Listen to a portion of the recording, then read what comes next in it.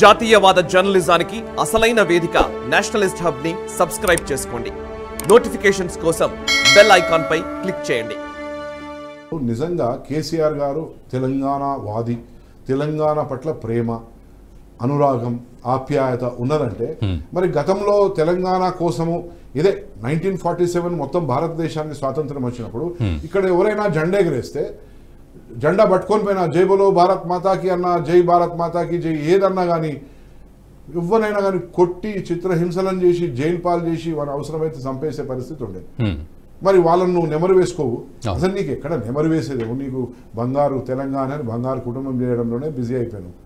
బంగారు కుటుంబం కాదు, వజ్రాలు పొదిగిన, వైడూరాల్ని పొదిగిన మొత్తం ఖాందాన్ని మొత్తం ఎక్స్పాండ్ చేసి పడేసినావు.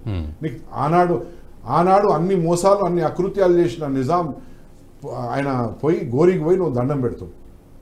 అంటే ఇక్కడే వస్తుంది సార్, అంటే ఎన్నో డెవలప్మెంట్స్ చేసిందే నిజాం అని. ఉస్మానియా యూనివర్సిటీ కట్టడము, ఉస్మానియా హాస్పిటల్, గాంధీ హాస్పిటల్, అట్లాంటి డెవలప్మెంట్స్ అన్ని responsibility of the person who's ruling. అంటే ఇక్కడ అనడం ఒక ఎత్తు అయితే ప్రజలు కూడా దాన్ని ఎలా అర్థం చేసుకోవాలో కన్ఫ్యూజన్ లో ఉంటారు. మరి అవునా నిజమేనా?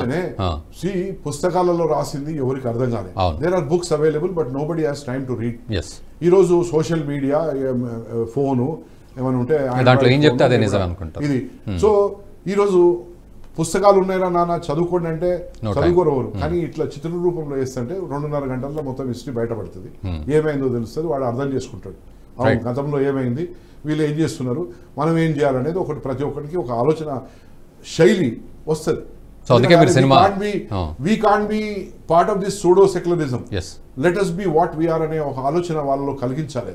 అరే ఇంత జరిగిందా, మరి ఇన్ని రోజుల వరకు కప్పిపుచ్చారేంటి? మరి నిన్న మొన్న వచ్చిన ఏదో పాలకుల పేర్లు ఈడాడ రాస్తారు కానీ అదేం లేనే లేదు.